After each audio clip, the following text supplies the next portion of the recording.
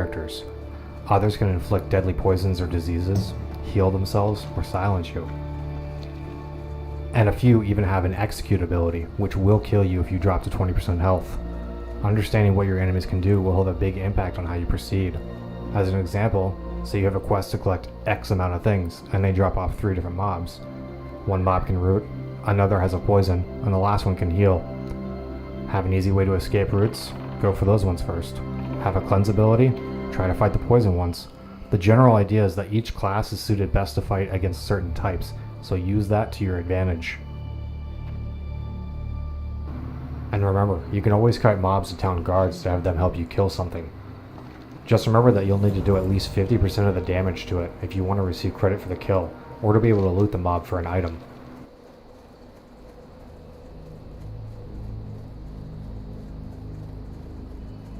Every now and then, you'll get a quest that requires you to go into a cave or into a building to kill or collect something. If it's a kill quest, try to stay close to the entrance and kill what mobs you can. Then simply wait for respawns and keep killing. This ensures that you have an easy escape out of the cave or building if things go wrong. And if the quest requires you to go further in, maybe wait a bit and gain a few more levels before attempting it. There's nothing wrong with coming back when mobs are green to you in order to complete the quest.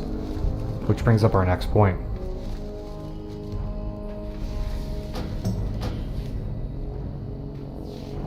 Certain classes will have an easier time killing mobs at level. Others, however, may find it more beneficial to always stay 2, 3, or even 4 levels above what enemies you need to fight. A good rule of thumb is to try to fight enemies that only take away around 25% of your health. If the mobs you're fighting are taking you to half health every fight, you're eventually going to run into a problem when you pull too many, or aggro other mobs padding around whilst you're in combat already. This is an easy way to die, and most players often die because of this. But if you're higher level and they don't drain as much per fight, you'll have a better chance of survival when things go wrong and you aggro more than you wanted to.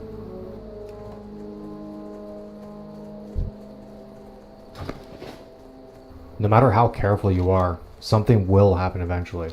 You will find yourself in an unfavorable situation. Always have an escape plan in order to live to fight another day. If you need to wait a few minutes for a big life-saving cooldown, or a potion to become available, then just sit and wait. If you need to run away, a good trick to try and master is jumping and turning your body so that way you're facing sideways while moving forward. You can use a mix of your forward and strafing keys to keep you moving in a straight line whilst keeping your body sideways, thus preventing getting dazed as much as possible.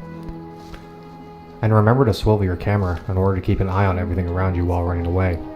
No point of running if you're just going to end up bumping into more mobs. Gone are the days of starting a fresh character with 100 gold and full 14 slot bags. No longer can you just buy everything you need to power level your profession. Since you can't rely on the auction house to get gear or items, every mob drop, every chest, and every node is useful again. Every item you find now has a purpose. Every vendor you stop by can hold a special item, and white vendor gear is super useful in the lower levels again.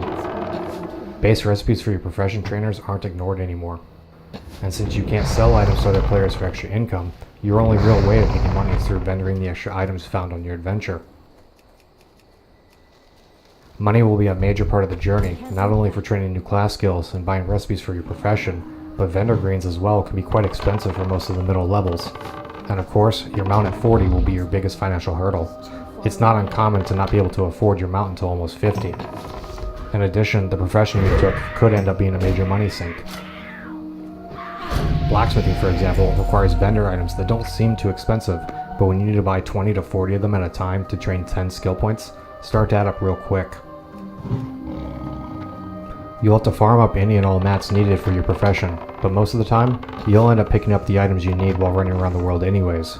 You may even start to gather materials that you'll need later on, so pay attention to what you have and have a sense of what you may want to keep for future uses. When you no longer have easy access to most of the items you need or want, you start to appreciate the smaller things. You start to view the game in a different light. Maybe, just maybe, you can start to see the paths the game developers laid down and the way they intended the game to be played. Always be aware that certain areas of the game will bring you very close to your opposing faction and their guards or other NPCs. Higher level guards have a much bigger aggro radius if you're lower level than them, almost twice the size of normal mobs. If you simply ignore them and run away, you won't get a flag. Passive effects on you also won't flag you, such as the Druid's Thorns, Paladin's Red Aura, or Mage's Ice Armor. However, if you auto attack or use a targeted... Stop playing with it, red light, green light, go.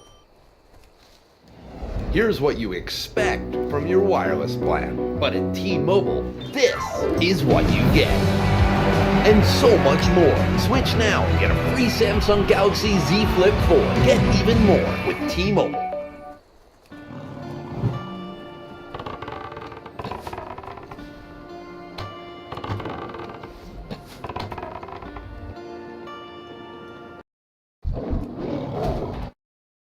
ability that causes a debuff or damage, such as entangling roots, slow, or any fear effect, you will be flagged.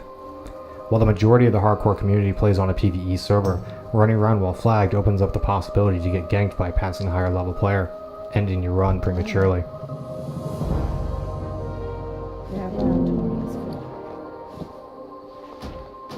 Taking the time to farm mobs in the starting zones can result in getting bags early on, either by getting lucky and having bags drop, or by farming stuff to vendor. 6-slot bags only cost 5 silver, and can be bought from the general goods vendors in the towns immediately outside of your starting area. Imagine how much smoother your 6 to 10 questing would be if you had 4 6-slot bags. You could complete more quests, or just sit and grind mobs for longer without having to go back to sell every 10 minutes. For those of you who are really determined, 8 slots can also be purchased from the same vendors for 25 silver each. Knowing where to get your next bag upgrades should always be something in the back of your mind. Take the time to learn where the bigger bags are and how to obtain them. Our resident doctor of Classic WoW made a video covering this entire subject. He goes over every bag and how to obtain them, and it's definitely worth a watch. Knowing where you can buy potions, scrolls, and various gear will help immensely in your journey. Non-alchemists will want to try and grab any potion available, and scrolls are useful to everyone, regardless of class or profession. Many vendors sell green weapons and professional recipes that will make your journey easier, if you know where to look. A good suggestion would be to get on Wowhead and look up who sells these items. Then write them down on a piece of paper next to you, or in an open Word document on your computer, in case you don't want to memorize where everything is.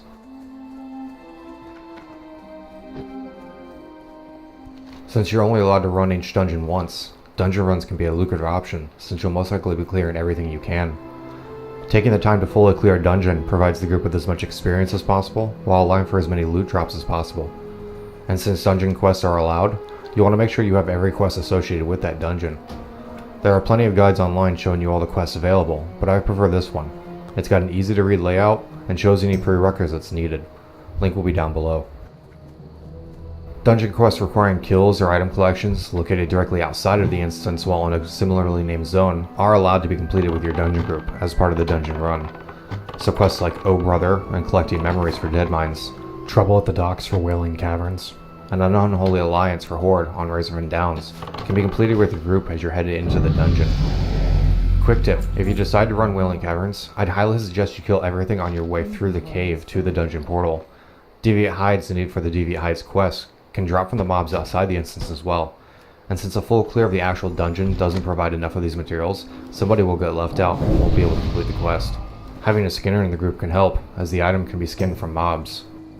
When you do go into a dungeon, make sure you can complete it. If you have to leave before completing it for any reason, that was your run. You're not allowed to go back in. And remember, you're only allowed to run a dungeon when your character is within the level range of the meeting stone for that dungeon. Here are the level ranges for each of the meeting stones. Something you may have noticed looking at this list is the fact that Scarlet Monastery Meeting Stone has a minimum level of 34. While most players have always gone into Graveyard and Library at around level 30 when leveling normally, if you're going to partake in the hardcore challenge, you'll need to remember that you need to follow the Meeting Stone rule.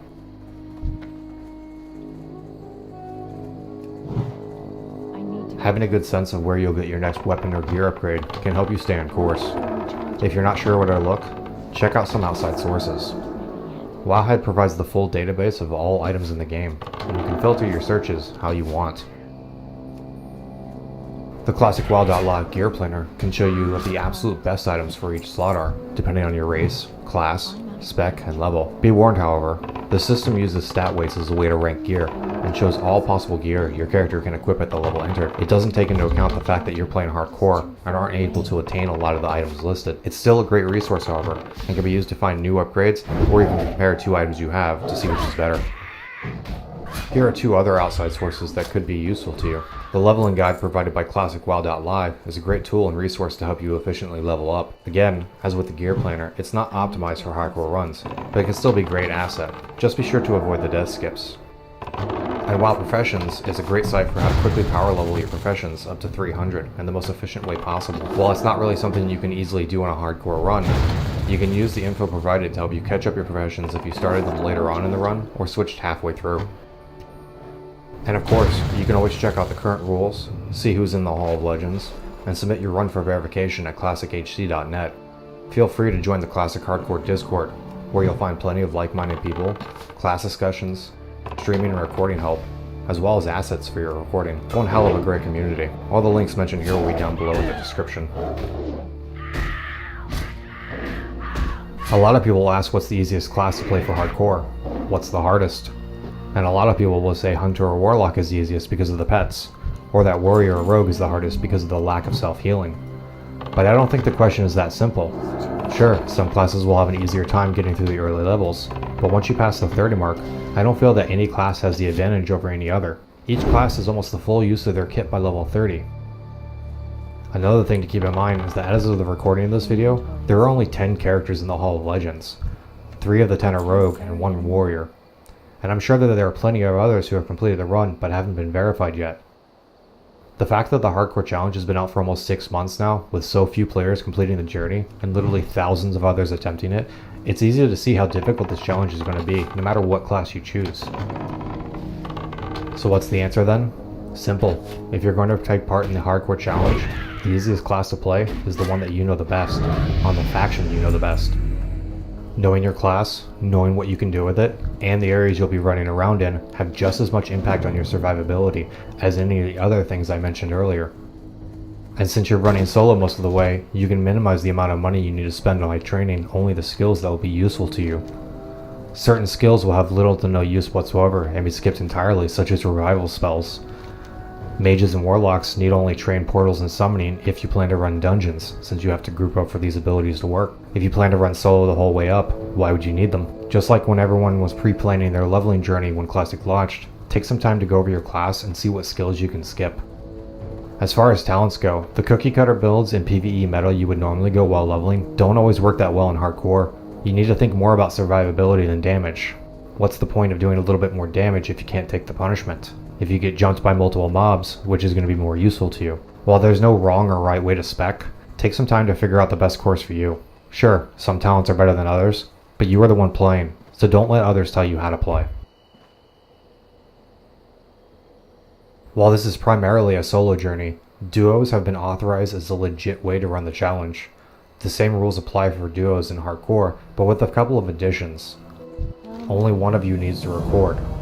You must choose a combo that spawns in the same starting location, unless you can find a way to travel to another zone at level 1. If you have to die, or if you ding to level 2 before you can get to the other zone, that's not a valid combo.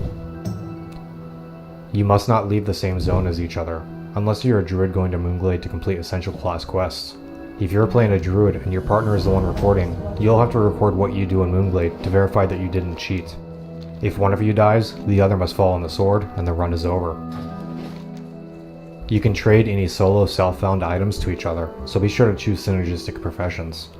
A lot of options in crafted gear opens up when running duos, the biggest being enchanting, which becomes viable when paired with a blacksmith. Being able to finally push into the higher skills of enchanting can provide a major boon to both players with various enchants, such as +3 stats, minor movement speed, weapon enchants, and many others. 2 additional wands become available for Mage, Priest, and Warlock, as well as minor wizard and mana oils. I would suggest one of you take mining and blacksmithing, while the other takes skinning and enchanting. This way you can funnel leathers to your blacksmith for crafting weapons, and your blacksmith can create extra gear for his enchanting. Alchemy is already useful, but can now benefit the gear crafting professions when running as a duo. A good amount of items crafted by tailors, leatherworkers, and blacksmiths require potions and elixirs that you normally wouldn't be able to obtain on your own, opening up the gear options as you progress through your journey together. Engineering also has a great place in duos for the same reasons why you would take it solo, with the assortment of toys and useful options available. While there's a whole duo meta created by Cargos that shows the potential for how well certain classes can help each other level faster, the whole point of the hardcore challenge is to break away from the leveling metas that have evolved since Classic launch, while providing a sense of accomplishment, pride in yourself, and proving that the game can still be fun when taking your time going through the leveling journey. It's honestly best to just run what class you want to play. This goes just as much for solo as it does duos. That being said, if you would like to try and optimize your class choices, links to Cargos' duo guide video and the slide presentation if you'd rather just read over it will be down in the description. I can't carry anymore. If you're like me, you'd rather record your game locally and then upload it later. I personally don't feel comfortable streaming. I get up from my desk a lot to walk around and to do other things. But if streaming is more your thing, then go for it. This community has your back, and links to streams are popping up all the time in the Discord, as well as clips and videos showing different highlights and deaths. If you're new to streaming, there are plenty of people who are willing to help out, and even more guides online on how to set it all up. Melderon made an awesome video going over all the basics of creating your own videos, whether for WoW or otherwise. And some of the things you learn in there can help you whether you decide to stream or just record your run. If you'd rather record but are worried about taking up space on your hard drive, YouTube allows you to stream a private video and then saves the footage as a VOD, effectively saving your video online without the need to take up space. As I stated in the beginning, a lot of this information is general knowledge, but I hope that you at least learn one thing from all of this.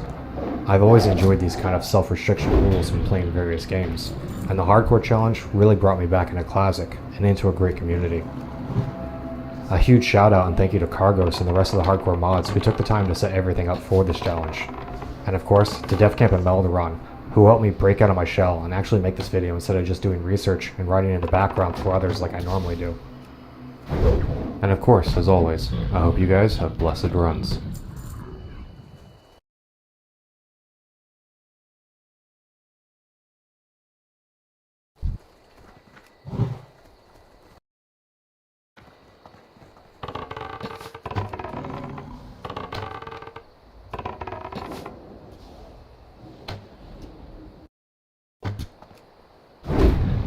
Hey guys, and welcome back to another Road to Rag video. So today, I'm going to clear up some misconceptions and explain a few things about Road to Rag that people seem to misunderstand or question often. I've seen these pop up in the Discords, streams, and my own YouTube comment section enough that I felt I needed to set things straight. So let's go. I've seen people ask if they can trade while leveling during Road to Rag, others are confused on the conflicting rules at 60 about dungeons, and even one person said they weren't going to follow the leveling rules as the Soul of Iron buff was in the game now, so if you don't have the buff, you shouldn't get to participate. A lot of confusion can be remedied by this one simple statement. The Hardcore Challenge and the Road to Rag event are two different challenges with two different start points and goals. The Hardcore Challenge, as we all know, is a leveling challenge. Get to max level without dying and following the given rule set. And just as the Hardcore Challenge rule set implies, once you reach max level, you're finished with the challenge and you gain your character immortality. No more worrying about dying, you can do whatever you want. This is where the Road to Rag event comes in. After reaching level 60 in the Classic Season of Mastery, you'll have an option. Retain your immortality, just as the Hardcore Challenge allows, or you can double down and transition into the Road to Rag event, at which point you'll join a new guild filled with 60s who've also chosen to retain their mortality in an attempt to kill Rag. This is an important distinction to remember. Only those who complete the Hardcore Challenge will be allowed to participate in Road to Rag. A lot of people seem to think that Road to Rag covers everything from start to finish, but in reality, we can look at it like this, as separate events. Since these are two different challenges, it's a given that they would have differing rule sets. I've mentioned these before in my We Need You video, but I'll quickly go over them again. On screen now, I'll have the rules for the Hardcore Challenge.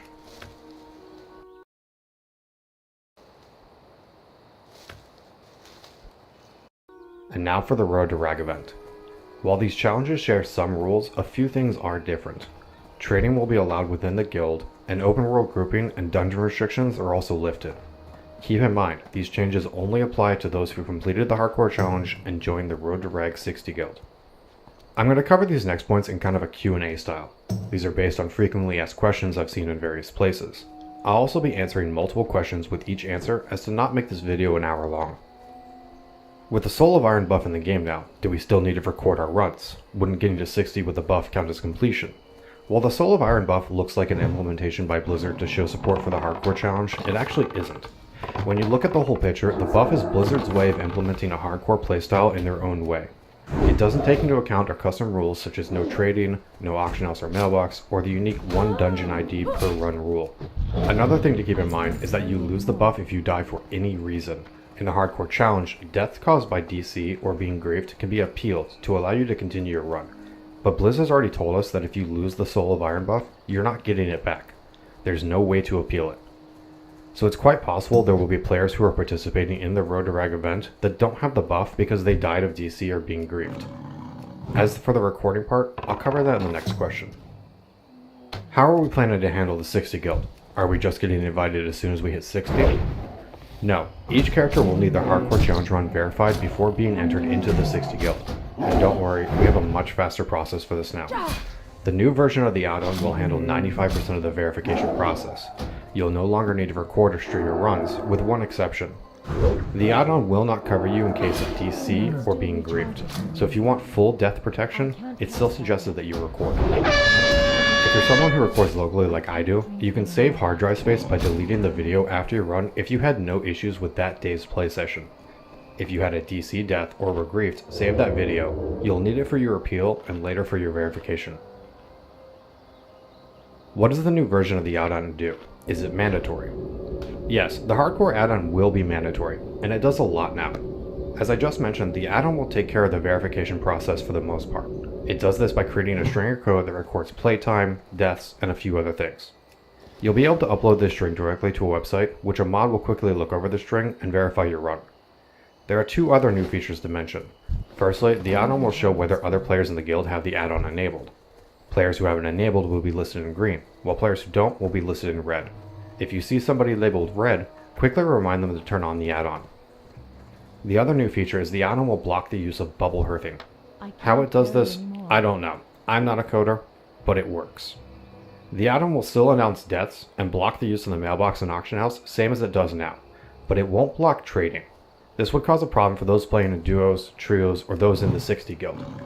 As a solo player, you can get around this yourself by going into your interface in the social tab and disabling trades yourself.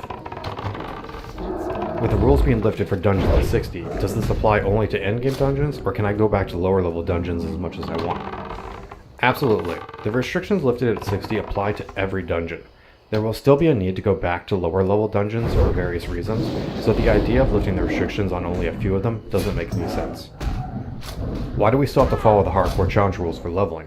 Why can't they be changed for the Road to Rag event? Simply put, it's just easier this way. There's enough confusion between the 2 rule sets as is. Considering there are people who will still be playing the hardcore challenge on era servers, or even those on Season of Mastery who have no intention of joining into the Road to Rag event, it would just cause more issues. Keeping the challenges separate makes it easier to clarify the rule sets without having to explain them over and over. Plus, the idea of Road to Rag is that it's the next step of the hardcore challenge. You do one, and then you move on to the next. Can we do this? Is it even possible with the changes to MC? I'll admit, when I first saw the changes to MC, I was skeptical. But after sitting down and talking things over with others, we came to the conclusion that it is still possible. We have an amazing leadership team that is filled with hardcore veterans, theory crafters, and even a few who hold world first achievements in Classic. Between this group and the community at large, there's nothing we can't figure it out. Do us normal people even have a shot at getting into the raid? Aren't all the streamers going to have multiple characters that they'll swap out if they die? This is a major concern for a lot of people, and yes, you will have a shot. I can tell you with confidence that we will include the community in this event, and I say this as somebody who was chosen to be an officer within the guilds. We had a long meeting about everything, and this point was brought up. Say Graves for Days dies, and he is a second druid at 60. We will still take another person over him as long as they are fully geared and ready to go. It kind of goes against the idea of moral characters when somebody dies and then 5 minutes later, they're back in the raid with another 2 of the same class. These rules are stupid. It's easy to cheat. You just have to do this or that and you can bypass rules X or Y. Not really a question, but it is something I've seen in various forums multiple times now. The Hardcore Challenge and Road to Rag event are player-driven challenges, not something that was implemented in the actual game. As such, we choose to play this way. We are the ones who enforce the rules on ourselves. Yes, there will be people who think they can cheat the rules, and they have figured out ways to do it. The requirement of the new improved add-on will shoot down a lot of these ideas I've seen. As an example, the strength code the add-on writes knows when you trade and who with, so we can verify that you didn't trade, or you traded with your duo or trio partners only. And so I encourage everyone to kindly remind people if they try to do something that violates the rules. And if they continue, feel free to talk to your leadership team about it. Hopefully I answered any questions or cleared up some misconceptions you had about the Road to Rag event. If you still have a burning question, feel free to drop it in the comments below. I'll have links to the Discords and to the websites down below, and I'll see you guys soon.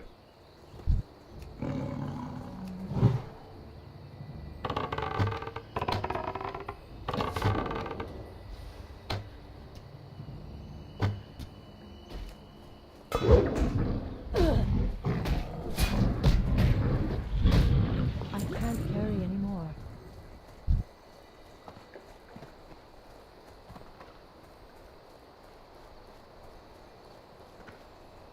Hey guys, and welcome back to another guide to hardcore. Wait, actually, this isn't a guide at all. That's right, today we're going to talk about the upcoming Road to Ragnaros event. If you've been playing hardcore or following any of your favorite hardcore streamers lately, you've most likely heard all about this event. But for the few of you who haven't, allow me to explain. Road to Ragnaros is the next big event of the hardcore challenge. Plenty of players have already shown that it's possible to level from 1 to 60 solo without dying, but can a group of players level from 1 to 60 and then brave the depths of Molten Core to kill Ragnaros without dying? Now, it's a bold concept that presents players with another new challenge from the 17-year-old game we all love, but it also poses a problem. We need you. Yes, you. Simply put, we don't need just 40 players attempting this crazy challenge. We're going to need the whole hardcore community banding together into a full-blown war effort in an attempt to kill Rag. And that's where you come in. So let's break down the process and look at what you need to know and what we need in order to accomplish this major undertaking. Now, nothing is set in stone, but as of the making of this video, the whole event will start with the release of the upcoming Classic Fresh servers, and we'll be going Alliance for this event on a predetermined NA server. Sorry Horde mains. I know, I'm a little disappointed myself. Leveling from 1 to 60 will still follow the standard hardcore challenge rules, so go solo, duo, or even the recently allowed trio groups. After reaching 60, you'll join a new guild, and the rule set will change slightly for these players. You'll be allowed to group up in the open world, trade with your guildies, and run multiple instances of the same dungeon for gear. Keep in mind that you're still order though, so death still equals delete. We'll also primarily be trying to get everybody on NA servers, but if there's enough players on EU servers to make it work, then we could possibly have 2 groups attempting this challenge. So why do we need as many people as possible to participate, and how can you help? First and foremost, if we look at the roadmap, there's leveling, getting geared to run 60 dungeons, getting geared to raid, and then the actual raid itself. I've got these two separated because let's face it, as a hardcore character, as soon as you hit 60, trying to run strat and solo is a death sentence. So you'll need to get some better gear before you attempt most 60 dungeons. At every point in this process, people will fall, and there needs to be extra bodies to push forward. So the more people we have participating, the better our chances of pulling this off. High-level world drop recipes, BOE gear, and cooldown-based profession items like Mooncloth, Arcanite bars, and Cured Rugged Hide are another reason we need as many people as possible. Considering we're not allowed to use the auction house, the more people we have in the upper levels, the more likely we are to collect these much-needed items. I'll have a video out later going over all the useful world drop recipes worth holding on to. Lastly, we need people to act as dedicated crafters and bankers, which I'll go over in more detail in a few minutes. So, you hit 60. Congrats! Now the real challenge begins. Let's break down that roadmap a bit more and look at the responsibilities that await you. Now let's address something right off the bat and clear the air. While there's already been a lot of support and hype from the community for this event, I'm sure some of you out there are probably thinking, it sounds like a cool event, but there's no way that I'm getting a raid spot. They've already got those positions filled by all the streamers, content creators, and their friends. To which I'd say, you're half right and half wrong. Sure, some of the initial raid spots have already been claimed, but there's no guarantee that these people will be able to commit or even get to 60. Most of them have other things that take precedence, like running their own guilds, TBC progression rating, or going ham in the newest arena season. And the Hardcore Challenge has shown us many times that even a smooth run all the way up into the late 50s can end in disaster. Plus, there's the added challenge of gearing up to even go into Molten Core. There's bound to be some deaths in just that struggle alone. So, if you've got the commitment to the cause, and the drive to stay motivated and alive through this grueling process, then there's sure to be open spots for the initial strike team. Even if you don't make it onto the initial strike team, as the name implies, we'll need to have plenty of raiders ready to go in case we lose some in the actual raid. Molten Core is still a dangerous place, even after this game has been thoroughly picked apart and cleared multiple times. Ask any guild who had Nax on farm, it's still possible for people to die, or even raid wipe in MC. And considering we won't be going with everybody in the absolute previs with every consumable known to man, there are bound to be a few deaths along the way to Rag. So getting more people to 60 and geared will be just as big a priority. When you look at any army, is it composed of just soldiers in the front line? No. There are plenty of people in the background with various jobs, coordinating strategies, and making sure the soldiers carry out their missions safely and efficiently. A lot of players have an interest in just getting to 60 to help others gear up, and this is one of the many ways to help the troops. I myself will be taking on this role, as long as I make it to 60. But we need players to get to max level, max a profession, and then to help craft items and gear others while staying safe. Let's say somebody happens to find the Crusader enchant, and they give it to another player who has enchanting, and then that player goes off and dies trying to gear up for the raid. That's a waste of the enchant, and that's why we need dedicated crafters. People who are willing to join into the event with no expectation of raiding. The whole banker thing is because, again, since we can't use the auction house, but we're allowed to trade within the 60 guild, we'll need dedicated people to hold on to certain items and basically act as a pseudo bank. I'll be making separate videos covering this in more detail later. So that's the quick and dirty on the upcoming Road to Ragnaros event. I can go into much more detail about a lot of the things I mentioned, and I will in future videos, so be sure to subscribe so you don't miss them. As I said earlier, this isn't 480 players versus Molten Core. This is going to be a community effort and event to see if we can kill Ragnaros with mortal characters. And we need the help of everyone. So spread the word, share this video, and I'll see you soon.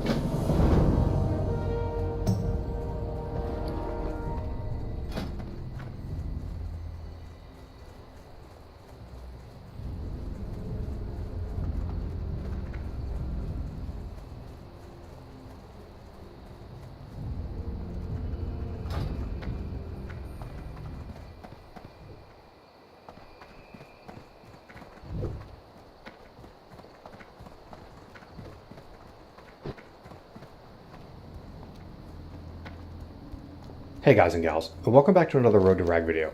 Today, we're going to go over enchanting and everything you need to know to get your enchanting to 300 using the given rule set of the event. Timestamps will be down below as well as all the links mentioned and for the event itself, so let's get into this. Now as far as the actual leveling of enchanting, we all know you can't do it while playing solo and hardcore. Duos and trios can by having a partner run blacksmith, but solo players will have to wait until 60 to start. And once again, I'm going to plug sites such as WoW Professions, Wowhead, and Icy Veins to follow along with their leveling guides, as these are the most efficient and quickest path to get to 300. Each site has some differences in its given pass, but I prefer WoW Professions myself. Icy Veins mostly seems to be a copy pasta of Wowhead's guides with some narration changes. Just remember to gather as many of the materials needed to go from 225 to 250, as you'll need to go inside Ultima to find your artisan trainer. And once you're in there, you might as well stay and learn everything from her so you don't need to come back. You'll have to kill everything in her small area before you can talk to her, so solo stealth runs probably won't be a viable option. So you hit 60 and it's now time to work on enchanting. But how are you going to get the mats you need? Yeah, you can now trade in the 60 guild, but do you think everybody here held onto the BOE greens they got as they leveled? Probably not. So what's the easiest way to acquire mats then? There's two good options here and one not so good. But before I can into that, it's good to know certain things. What the chances are of getting dust, essence, and shards are, and what the disenchanting range is. The percentage chances of each mat are different based on the item's level, but can be summarized as 75, 20, 5, with weapons having a higher chance for essence and armor giving more dust. While you'll mostly get shards from blues, there's a small chance that you can get them from greens. For the ranges, on screen now I'll have all the enchanting mats listed and the approximate level ranges of the items that yield them. The dust are pretty straightforward with the biggest range, where the essences and shards have a bit more complexity to them. You may have also noticed that the dusts have multiple start ranges, and this is because some items produce one dust, while another item of the same level produces another dust. I'm not going to cover all these items as it's just too much info to go through, and frankly, I'm not going to spend 20 hours testing each of these starting ranges. But this info is good to know. With that out of the way, here's the 3 ways to acquire mats. Obviously, crafting gear disenchant is one of them. I've already gone ahead and figured out all the items that work best for each range, choosing the recipes that require the least amount of materials to craft. I'll go over those in a bit. The other good way is to get a group together to run dungeons for the specific purpose of disenchanting every item drop. This works best on lower level dungeons, as running higher level dungeons just to DE everything has increased risks. But just because you're running a lower level dungeon, don't get too comfortable. While the chances of a group of 60s wiping in Scarlet Monastery are slim to none, that's still not 0%. Don't overpull and play it safe. Running these lower level dungeons has another benefit: cloth drops. So while gathering greens and blues to DE, you're also gathering cloth for tailors to make more gear to DE, essentially doubling your returns. Keep in mind that while running higher level dungeons is more of a risk, at times it may be faster for collecting shards. The last option is by far the worst option, but it still exists: grinding. There are going to be plenty of people grinding mobs out in the open world for various reasons, and I'd suggest that you keep any BOEs you find. Fresh 60s may be able to use it as an upgrade, and if not, give them to an enchanter for DE. So with that, let's segue into efficient craftables. If you look at Wowhead's enchanting guide, there's a small list of items that require minimal mats to craft in order to obtain certain dust, and while it's accurate, I don't feel it's enough. There are plenty of other items available to use. So I'm going to group these items up based on profession, and I'm going to include items from tailoring, leatherworking, blacksmithing, and engineering. Everything I list will be armor, so dust is the primary resource you'll gain, with a smaller chance at essence and a rare chance at shards. I did not include any weapons, as these require too many materials to be efficient. I'll list them in order based on level, and I think I'll channel my inner Melderon for this. Time to bust out the slides. So from tailoring we have brown linen robe, taught by your trainer, which will produce strange dust and lesser magic essence. Azure silk pants, also taught by your trainer, will produce soul dust, greater astral essence, and large glimmering shards. Azure silk cloak, which is a vendor recipe, will produce soul dust, lesser mystic essence, and small glowing shards. The recipe can be bought from Brianna Starglow, located near the Moonwell at the eastern side of Feralis.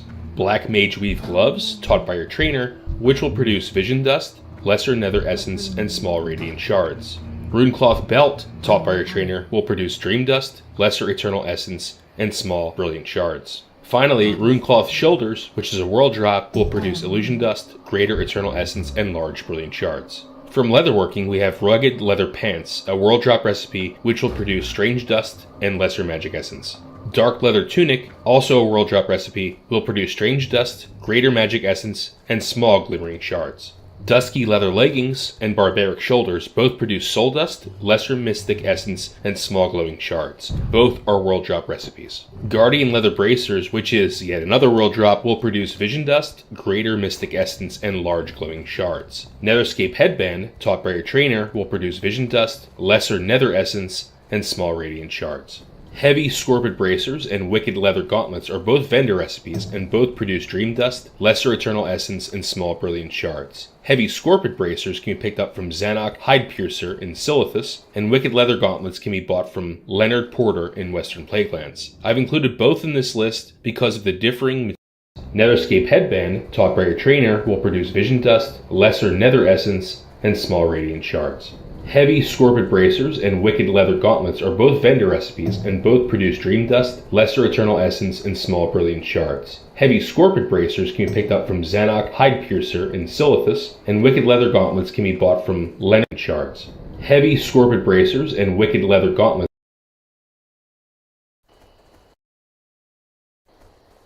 nether essence, and small radiant shards. Heavy scorpid bracers and wicked leather gauntlets are both vendor recipes and both produce dream dust, lesser eternal essence, and small brilliant shards. Heavy scorpid bracers can be picked up from Zanok Hide Piercer in Silithus, and wicked leather gauntlets can be bought from Leonard shards. Heavy scorpid bracers and wicked leather gauntlets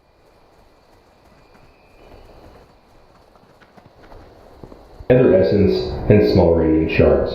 Heavy scorpid bracers and wicked leather gauntlets are both vendor recipes and both produce dream dust, lesser eternal essence, and small brilliant shards. Heavy scorpid bracers can be picked up from Zanok Hide Piercer in Silithus, and wicked leather gauntlets can be bought from Leonard shards. Heavy scorpid bracers and wicked leather gauntlets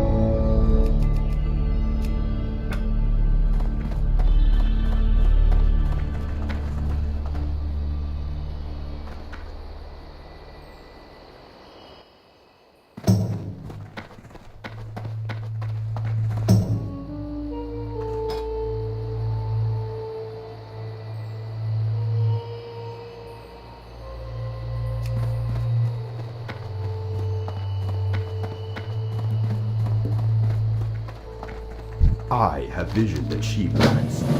Speak quickly, young one. I have urgent matters to attend.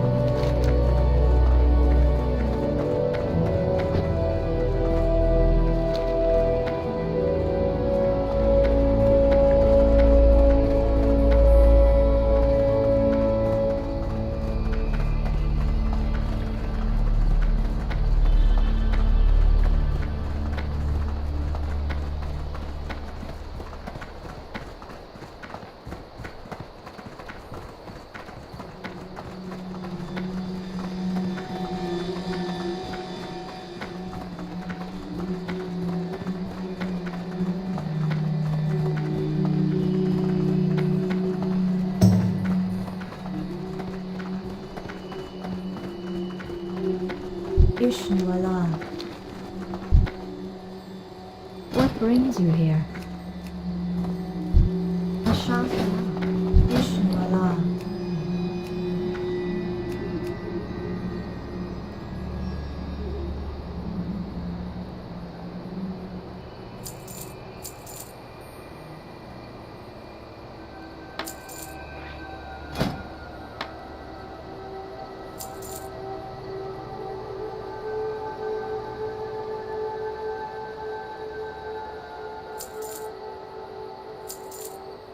Farewell.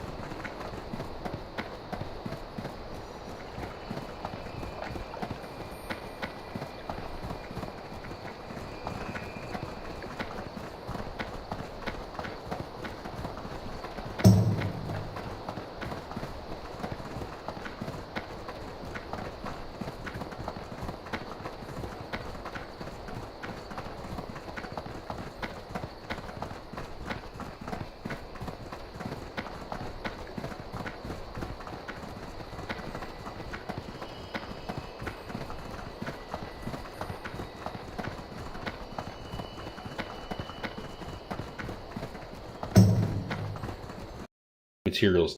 Depths will produce illusion dust.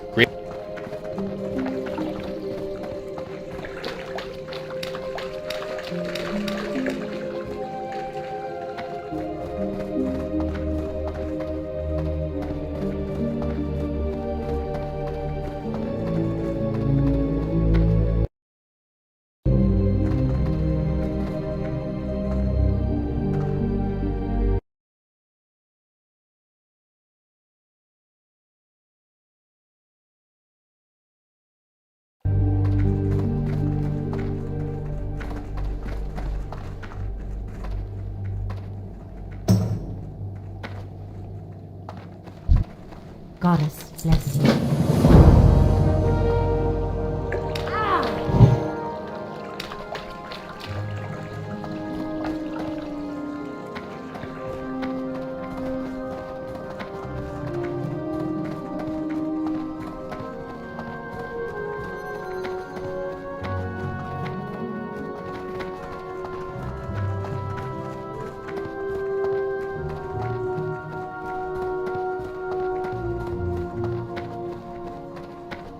Greetings.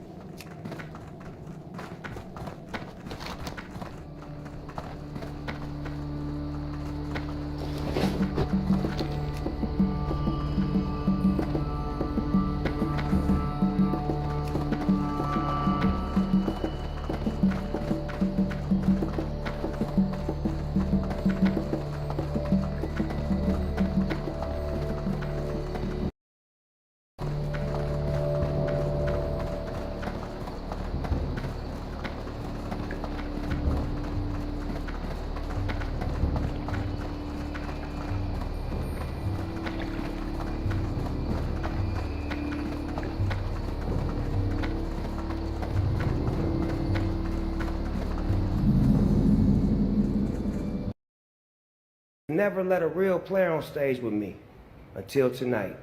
It's time to talk about the bitch of the hour. Now, this little bitty, fine little... What I want to know is, have you ever sucked a black before? That's a fishing joke. I fish, motherfuckers. That's a huge bitch. Never let a real player on stage with me until...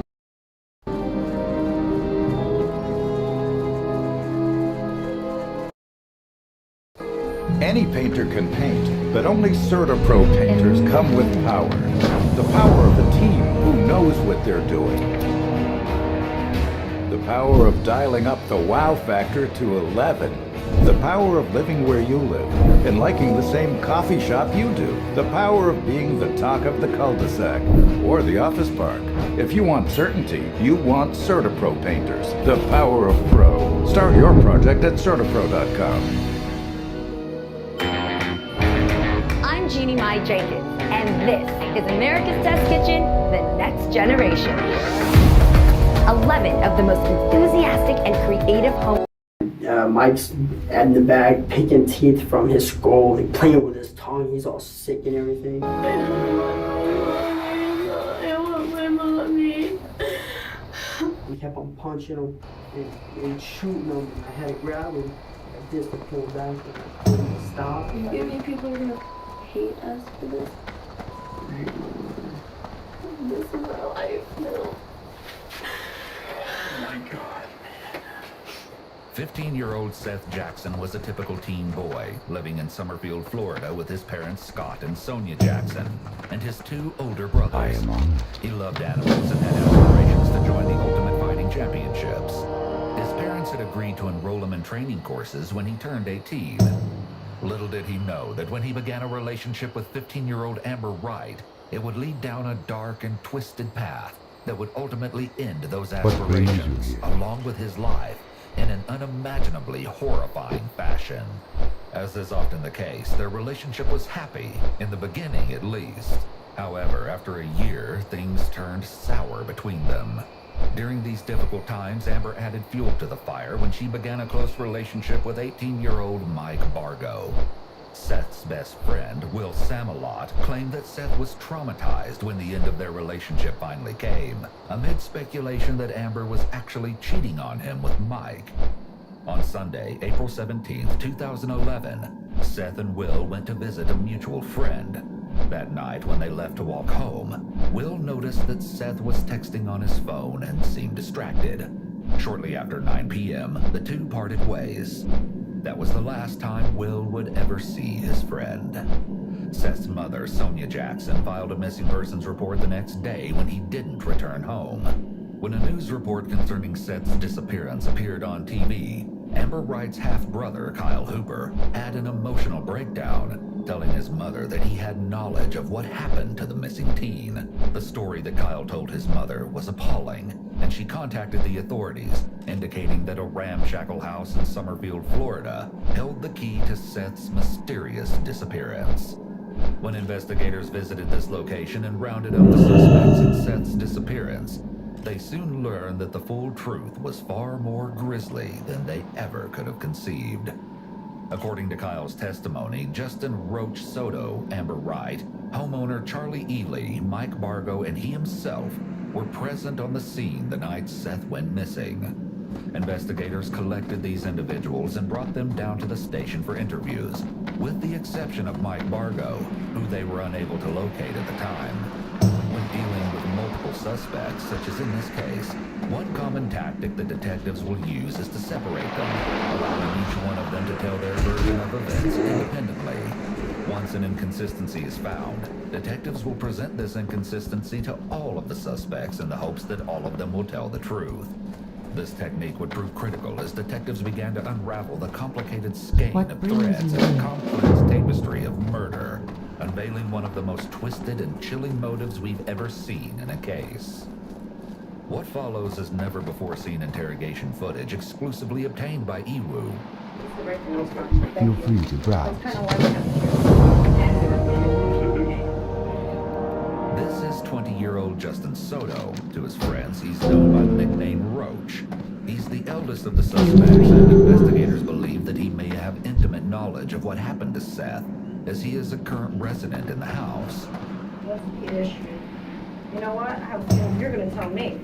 Okay? Listen. Interesting. Okay. I don't know what you do or don't know. You're not in trouble. Yeah. Okay? But this is extremely important. The detective tries to reassure Justin that he's not in trouble, but this might not be the entire truth. Police will often say things like this to gain rapport with suspects so that they'll be more forthcoming with the officers. Are you from around here? Alone be with you. I've lived here for a while, but I'm from Hawaii. You're from Hawaii? Yeah. Where here have you lived? I mean, how long have you been living here? Since I was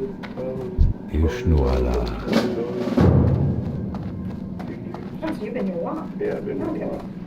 Investigations usually begin with discussions of general information like this, so the detective can get to know the suspect and begin to make them feel comfortable with the interrogators. Let's talk about your tattoos a little bit. You mind? Yeah, Okay. What's it say on the front? This says head buster on it. What is that? HSAO? HEAD. Everyone likes free benefits. Hi, I'm Sam Robbie. At Brandon Honda, when you purchase a new or pre-owned vehicle, you get our $5,000 Advantage Club. Enjoy benefits like a real nationwide lifetime warranty. Get all the facts at BrandonHonda.com.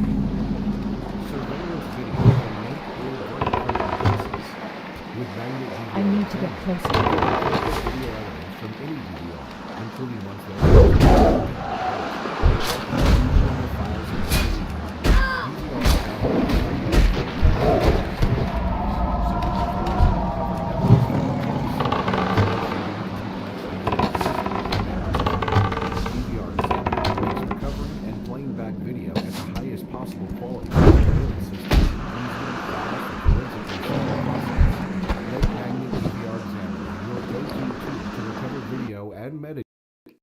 People generally like to talk about their tattoos and the meanings behind them, so it's an easy question to get the conversation flowing. If Justin feels at ease with the detective, he may be more willing to give her information regarding what happened to Seth. Justin shows the detective his tattoos and she jokes around with him, building an atmosphere of trust and camaraderie before getting around to the impending serious discussion. Suddenly, the detective notices something interesting. Yeah, this is my last one. I have a mushroom right here. Oh, that's a new one, isn't it? Yeah. I was walking through the woods and some lines up over the little, like 3 or 4 lines wrapped around my leg, and I went to go walk in it. I can't loot that. Never. That's it? I can't carry any more. Wow, that's different. Usually that's what it's Are you got cold or something? Yeah, I've been sick for like almost 2 weeks now. Well, I'm not really sick anymore. That's still recharging. I can't cast that yet.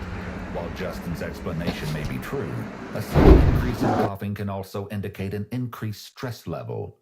As the body goes into fight or flight mode, mucous membranes dry up, which can make the mouth and throat feel dry.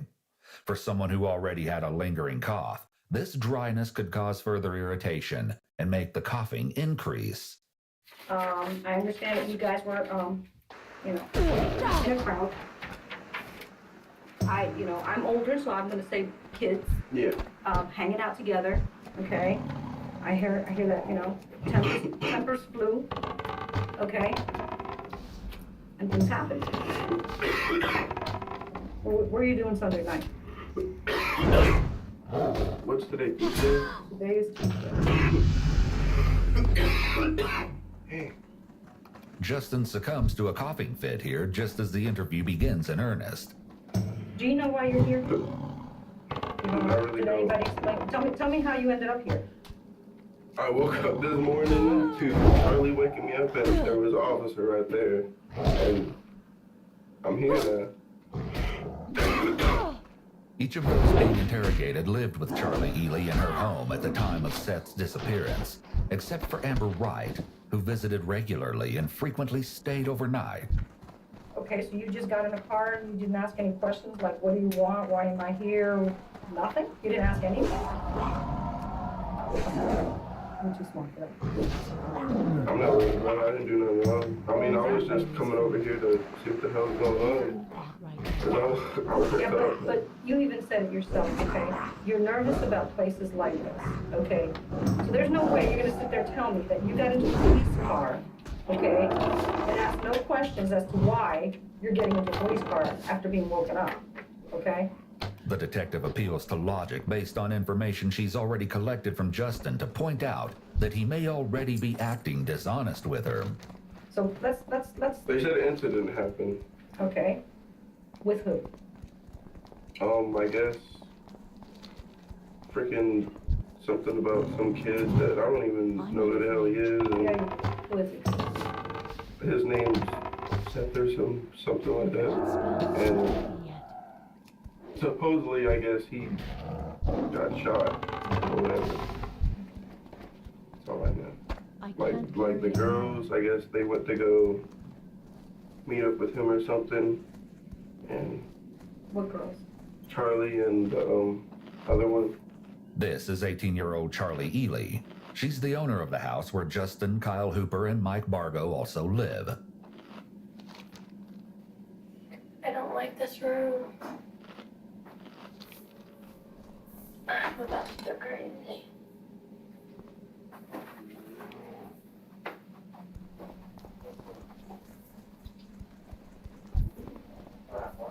Charlie has been obsessively checking and examining her body since entering the interview room. This may be indicative of anxiety. After nearly 20 minutes, a detective finally arrives to speak to Charlie. How are you? Good. Time to go crazy? We don't need that. The detective who was in the sheriff's office. Charlie? What's your last name, Charlie? Haley? Haley. Okay. How you doing? How old are you? 18. 18 years old. Okay. Do you know why you're here? Why are you here? Something happened with Seth. Something happened with Seth. Okay. All right. Understand that we had a deputy bring you down here because of what may have happened with Seth. Okay. There's an investigation that we're going to investigate. Clear with that? Charlie sighs heavily, which may be an example of her using an adapter to expel nervous energy. Adapters are nonverbal ways that people comfort themselves when they're feeling stressed. I'm going to sit back and pretty much just give you the floor. You've already explained to me why you think, why you're here. Okay? I'm your one. Explain to me why you're here. Often, detectives will allow the suspect to simply tell the story in their own words. This allows them to observe and catch any lies and inconsistencies, pointing these details out to encourage the subject to tell the complete truth. And be honest with me. Hold your head up. Okay, Sunday night. Sunday night, Amber and I walked up because her boyfriend, her ex-boyfriend, was that they wanted to work things out, so we met him up. This is Sunday night? Yes, sir. In 58th Court, it was approximately 9:30. So you met him on the corner? Yeah. Okay. They talked. What corner did you guys meet him on? I think it's 58th Court. I want to say that's what it is. And who all met there? Me, Amber, and Seth. On most vacations, you take a trip. But in Israel, you'll take a journey you'll never forget.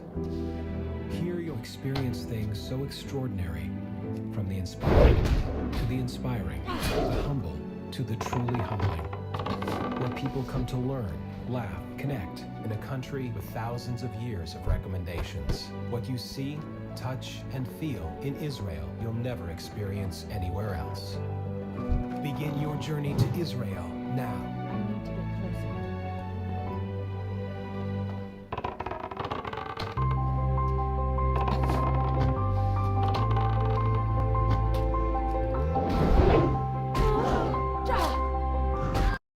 Amber is, of course, 15-year-old Amber Wright, Seth's ex-girlfriend, the half-sister of Kyle Hooper, and suspected love interest of Mike Bargo. In another room not far away, she will soon begin a similar story. I introduced myself before. My name's Rhonda, okay? And I'm gonna talk to you about this, okay? Okay, I just need you to tell me the story, and let's start with the other night. I understand that you and Charlie went to another neighborhood or went down the street. Tell me how this all comes about. Unlike the other detectives, Detective Stroop goes straight into the story, beginning with Amber's role in the events. Well, me and him were already talking on the phone. Me and him. Seth. Okay, you and Seth. Did Seth call you or did you call Seth? Well, he had called me a couple days before that and I didn't answer. Okay. I called him that night. And you and Seth, and correct me if I'm wrong, okay? You two had a relationship. Was he, how was your relationship with him? Not the best. Tell me why you say not the best.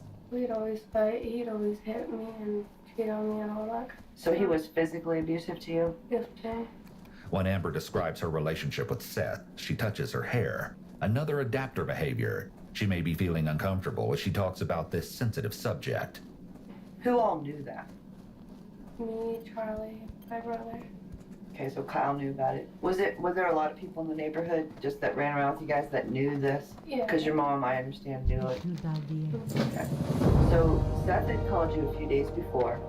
You called him back, and what day was that? I think it was Sunday night. What Sunday night? It was when I took this all happened. Okay, so you called Seth, and what did Seth say? Well, it started off, I was like, hey, I know you called me the other day and I didn't answer, but you wanted to make up. So do you want to make up or like try and be friends or something, because I'm sorry for everything. And he was like, yeah, I think that'd be a good idea for the both of us because we're both tired of fighting with each other and we just wanted to stop the drama. So were you guys going to get back together as a couple? No, we were just going to try and be friends. Okay. Because we were friends before we were dating. Okay. We were really close. Okay. And he was like, well, you should walk down here. And I was like, well, if I walk down there, I'm not walking alone because it's too dark, so can my friend Charlie come? And he was like, sure, I guess. Where was Seth at when he said walk down here? The neighborhood at the end of my road, Bellevue Ridge Estates. Okay, so Seth was at Bellevue Ridge. Whose house was he at down there? He said something about Brittany. It seems likely Brittany was the friend that Seth and Will were visiting the night of his disappearance. Will mentioned that Seth had been distracted, texting on his phone once they left. Police later recovered these messages. They read, "Hey, can you talk? You said you needed to talk. Well, I kinda need to talk to you about us working things out. What do you mean? Can you please call me, like now? Yeah, sure. Hey, my friend Charlie is coming with. I've been telling her everything between me and you, and she's coming because I need her to help through this. Is that okay? But don't tell anyone what's going on because I want to make sure we can work things out before anyone knows. Amber, if you have me jumped, I will never give you the time of day. So if I get jumped, say goodbye, all right? I swear you're not Seth. I could never do that to you. I just want me and you back. Okay. I'm walking up the hill now. I'm at the neighborhood road. Where are you? Sorry, I didn't want Will to hear me, but stay around the corner where me and you fought. Just wait right there and I'll be there in a minute." This was Seth's very last text message. It's interesting that he was suspicious of Amber's motives here, as he fears that she's planning to have him jumped. Perhaps he had a good reason to be wary. So you guys went down there and talked? We were talking for maybe like not even 30 minutes. Okay. And his mom, I guess, texted him and I was like, who are you texting? I thought we were talking. And he was like, my mom told me either right now or never. And I was like, oh, okay. I guess they started arguing, whatever, and then he looked at me, he's like... Arguing with his mom through text? And I guess he saw it in the or whatever, I didn't want to get in it. And then he was like, look, I'm not in the mood to talk right now, I'm getting out of here for now. I'll see you around. And he just stormed off, so when he stormed off, we went back to my house.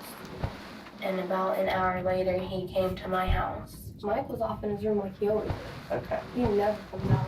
So he had no idea you went to see Seth or that you came back from seeing Seth that you're aware of? I didn't tell him. Okay. And Kyle's in the living room. What's Kyle doing? Kyle just sits there and watches TV like, you know what it is. Okay, so he's just watching TV in the living room, Mike's in the bed. Okay, and then what happened? Seth comes to the house? Knocked on the door and told him what do you want? And he was like, I just need to talk to Amber, can I come in? I don't know what it is you're being careful about, okay, and it's okay to be careful, okay, but the truth is what it is, okay, and that's what I That's pretty much what it is. I don't know the kid. I know he's a little white boy and Using the phrase pretty much is what is known as an exclusion qualifier. Other examples of exclusion qualifiers could be saying something like not really or for the most part. It allows the person to tell some of the truth while hiding the rest.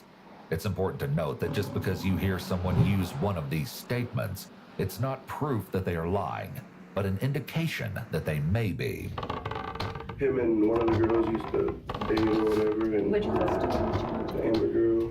Well, you just told me more than you told me a few minutes ago. How do you know Amber? As a friend. I can't How do you know that? That's still recharging. He was her brother. The other dude that's here. I can't pass that yet. All right, so is Kyle the other one that lives with you? Well, then now I know you know more than you're saying. He just moved into. I know, but Kyle, like, doesn't. Any painter can paint, but only CertaPro painters come with power. The power of dialing up the wow factor to 11. If you want certainty, you want CertaPro painters. The power of pro. Start your project at CertaPro.com. Ah, humbug. Happy holidays, Mr. Scrooge. I can barely get reception outside the old town center. You need a better network. 'Tis the season to switch to Verizon. Tis? Tis. You get a free 5G phone when you do. Free phone? Plus, Verizon gives you another great gift. Oh, the more gifts, the merrier. For me. Oh, Scrooge. This season, only Verizon gives you a free 5G phone and a free Xbox wireless controller when you buy Xbox Series. The detectives have pinpointed Kyle as the potential weakest link. After all, he is the one who originally confessed information to his mother, which resulted in the four being here at the station. What is unclear at this point is exactly how much Kyle has told his mother and the investigators. We can't be sure what the detective already knows, but neither can Justin. I haven't chilled with the kid in like. You what? I haven't chilled with or hung out with him in a little while until we moved in and started living there. Well, now you're making me think things a little differently. Okay? The detective scoots her chair closer to Justin. This increased physical proximity creates additional pressure for him to tell the truth. Now you're making me think that maybe you had some involvement in all of this. Did you? No, ma'am. Did you have any involvement in any of this? No, ma'am. No? Where'd you get the scratches from on your legs? Vines walking to the woods. Those were very, very fresh scratches. When did you get those? Yesterday. I was walking to the woods yesterday. Yesterday? Mm-hmm. What woods were you walking through? In my old neighborhood, where I was going to talk to the dude about What neighborhood is that? it doesn't have a name. It's behind the church, big church. This is an unsatisfactory answer, and the beginning of a series of very vague answers from Justin. I work in the woods too, you know, and I don't get scratched up like that. No, they have like little, what are those called? Thorns or whatever on them. Okay. And they're up there on my leg. Let me see your other leg. Yeah, you're pretty scratched up. That's not from a walk through the woods. Sure it is. No. Talk to me, Justin. That's what happened. That's woods. Oh, I believe it's woods. Yeah. I believe that. I have no doubt it could be that. But that's not from walking through the woods. Yeah. Okay? We were either running, walking in the dark. The detective returns to the night in question, and Justin continues his strategy of distancing himself from the others. I don't know anything about what happened. Like, I just came home and I went to sleep. While Justin maintains his ignorance of the situation, the girls continue their version of events.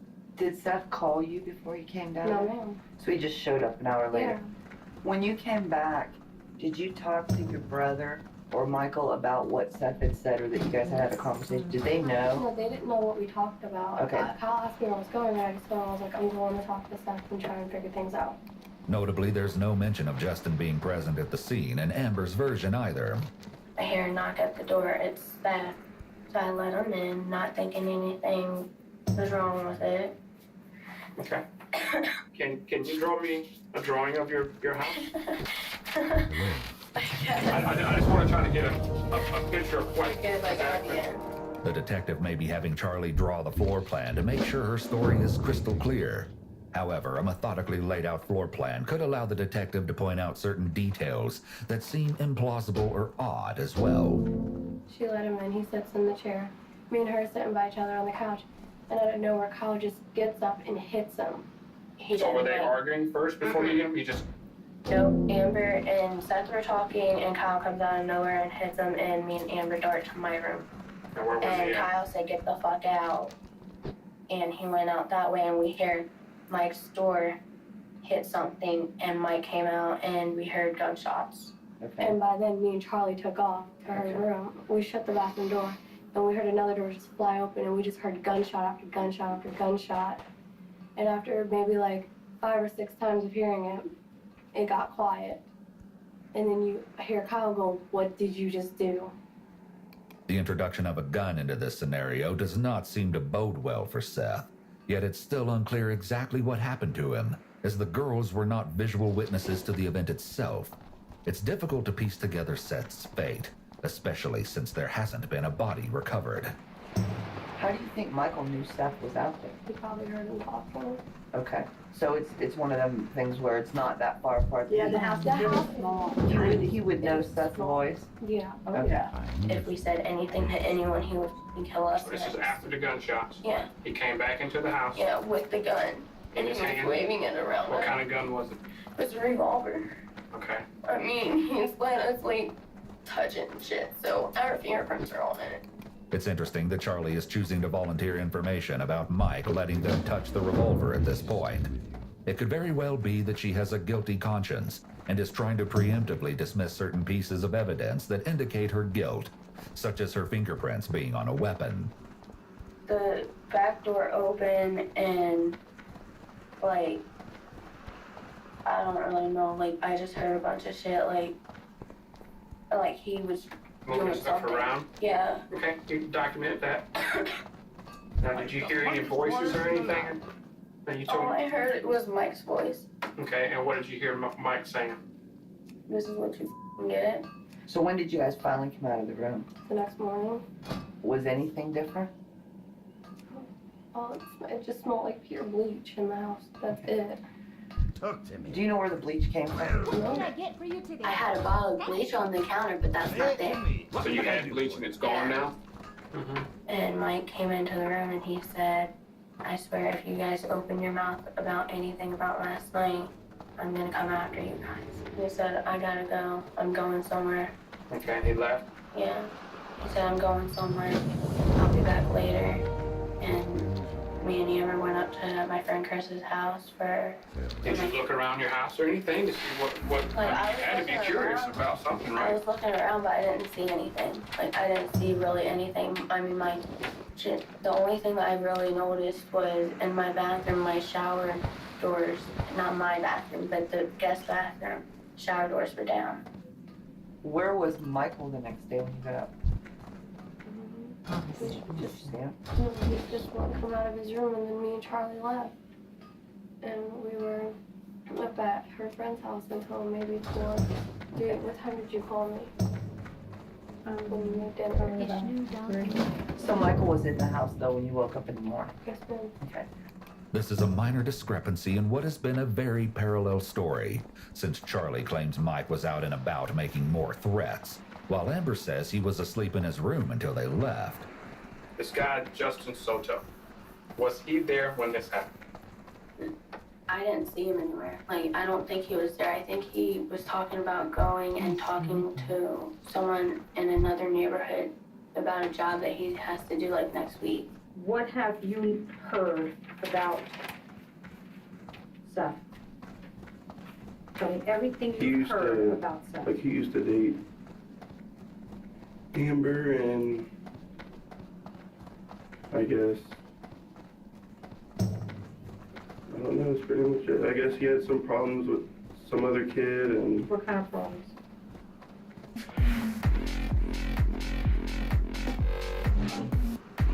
If I didn't get it and I knew you got it, I was getting it from you. You a mom and everything, you still fly. It's so dope that we have an app now to actually trade sneakers. We're trying to bring that old school feeling back. Community, but also kicks. Seeing Cake daily, y'all out here. What would you say is a sneaker everyone should have in their collection? You stole mine, so thanks. Oh. I got a little surprise for Cassidy and Jamie. Oh my gosh, that's so sweet.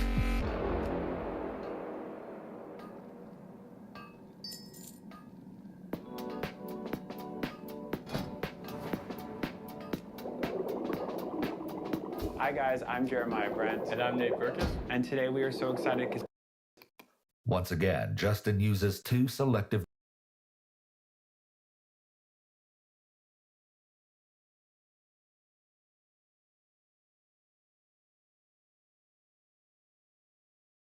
Pumba, pumba, essa pumba, é pra você, novinha. Pumba, pumba, JP.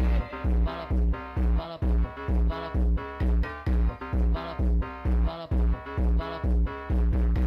pumba, pumba, pumba, pumba, essa é pra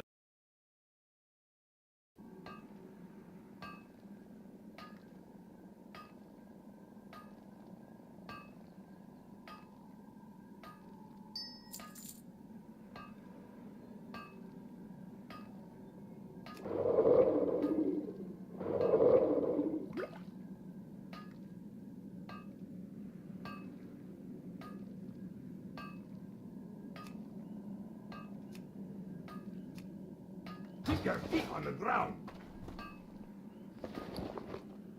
Here there. Need assistance? You got my attention.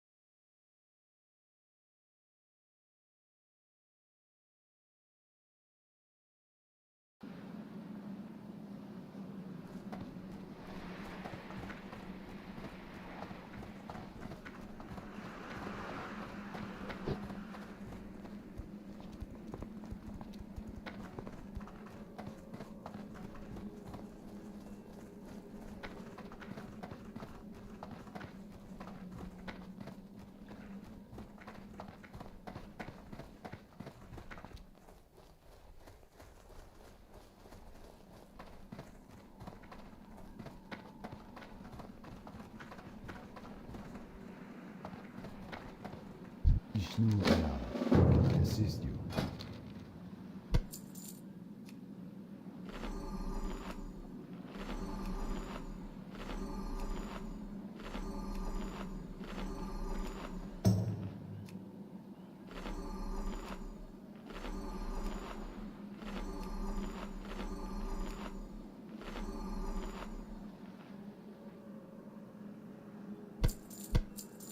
Be careful. My goods are of the highest quality. Vishnu Allah. I am listening. Be careful. I'm It's listening. too far away. May the stars guide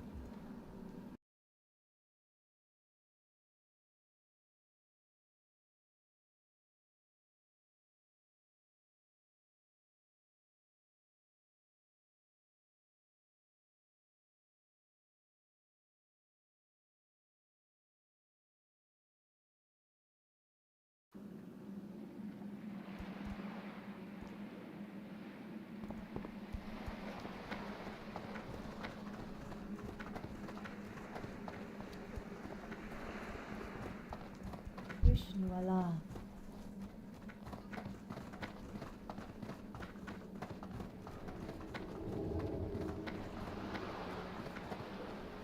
How may I help?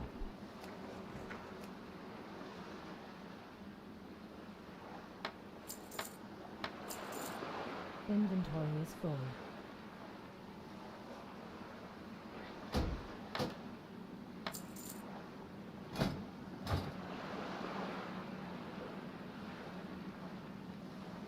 I can't carry anymore.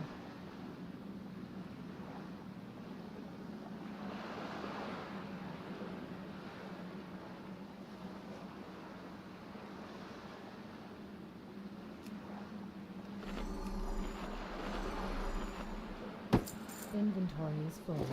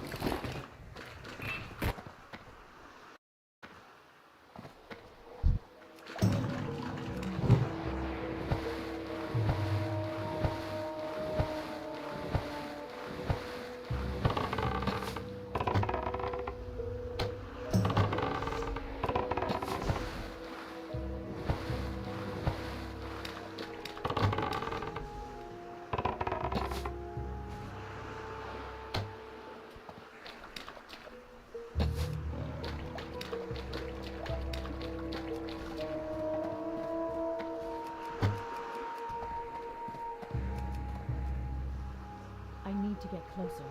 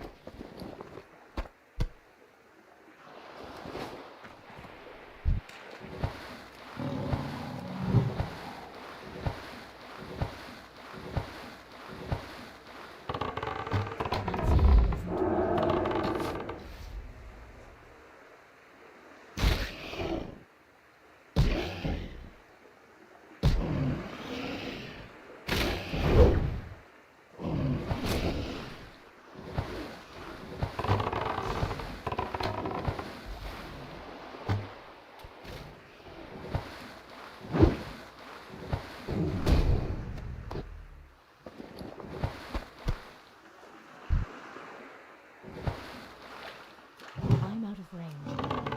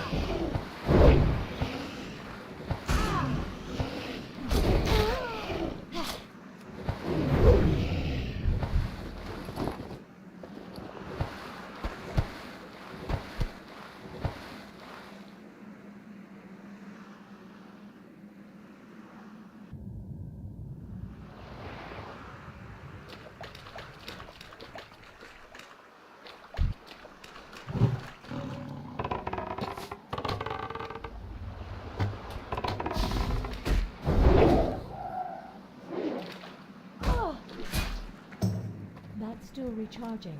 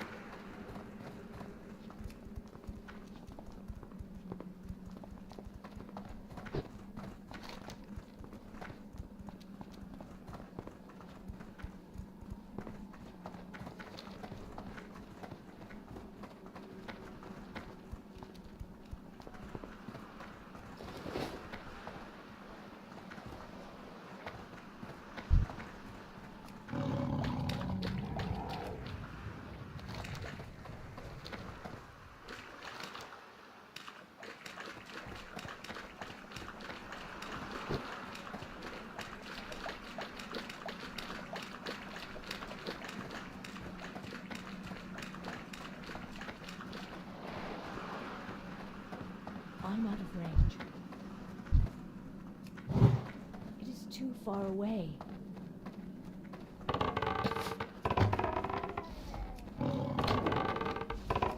can't cast that yet.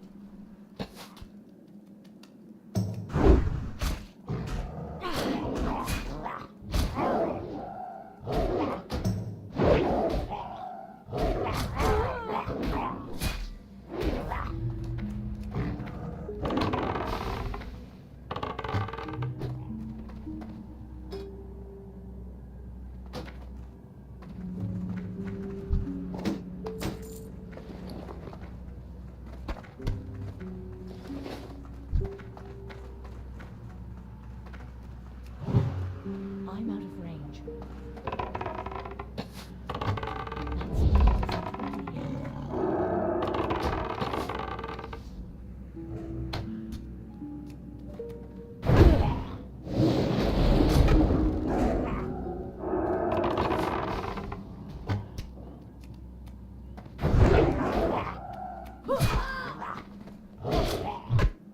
That's still recharging.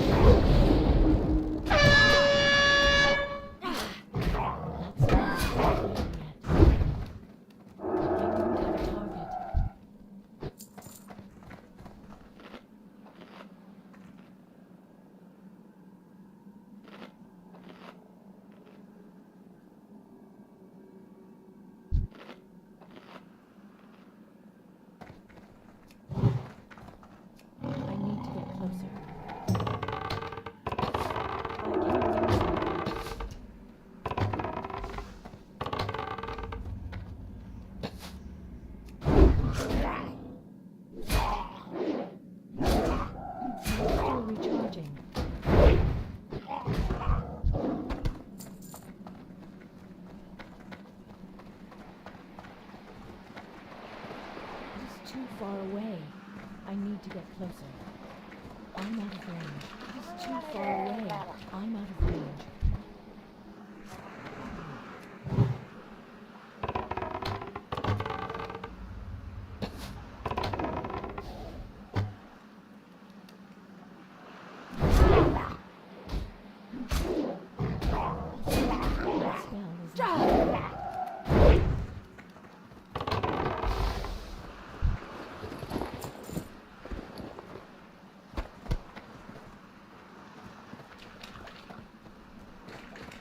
I need to get closer. I cannot attack them.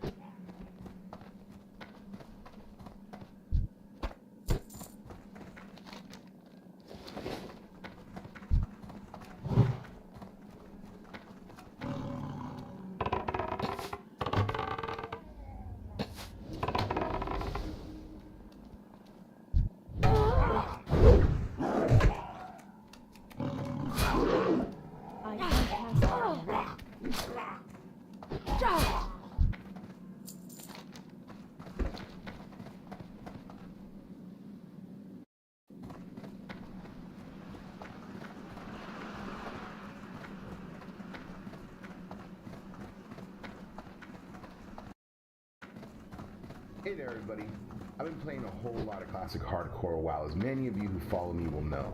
This game mode is, in my opinion at least, the way the game should be experienced and enjoyed. I love this mode of gameplay for WoW so much that it's the only way that I want to play it going forward.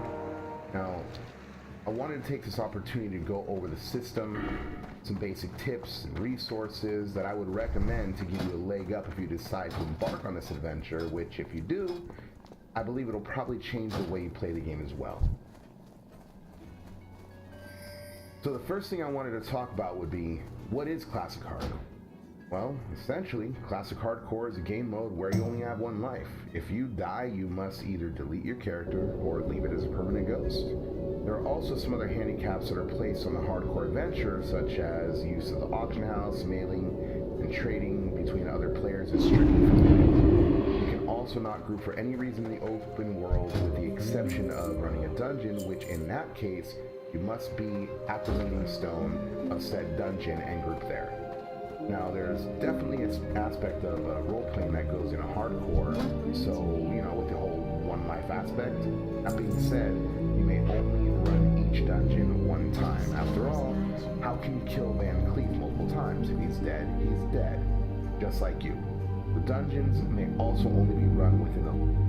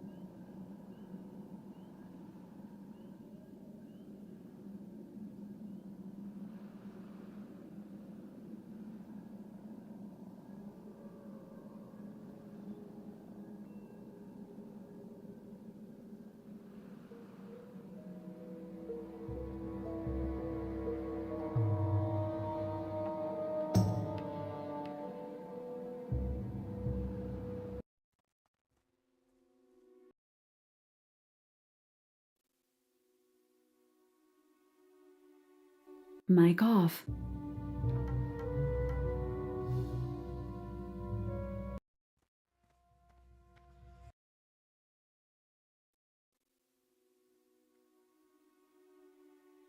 Mic off.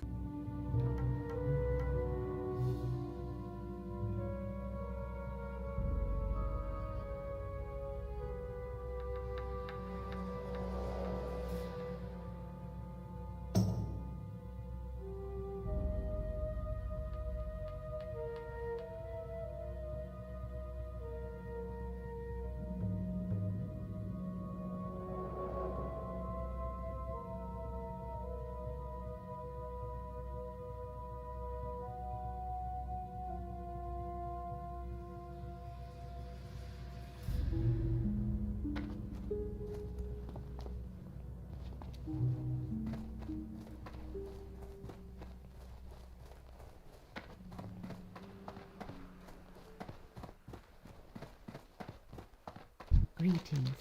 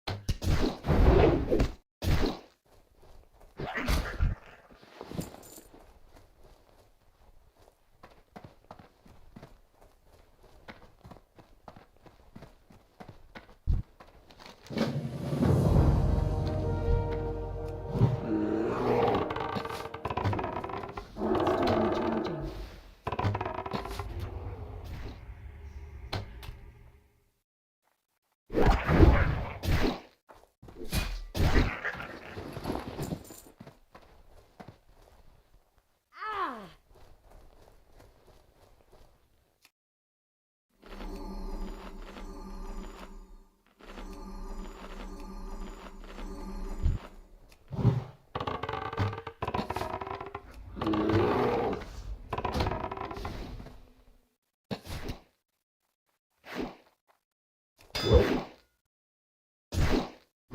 shell isn't ready yet.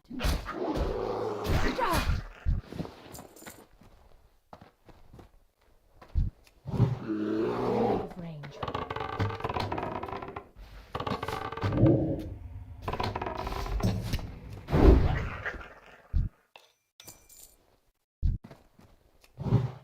It is too far away. I can't cast that yet. I'm out of range. It's still recharging.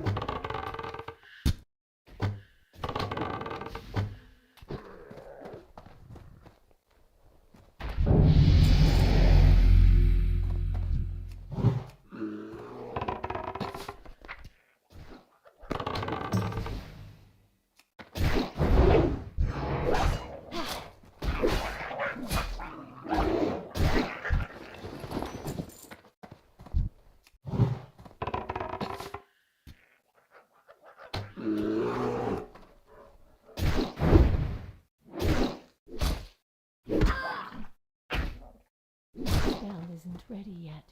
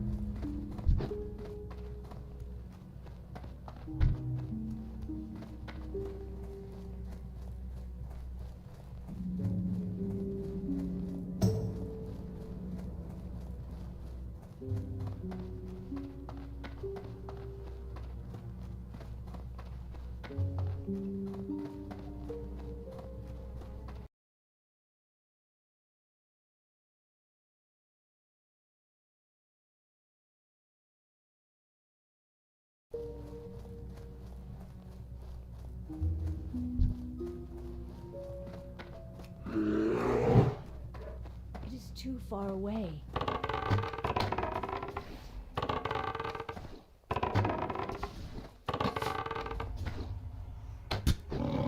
Target. I can't move that.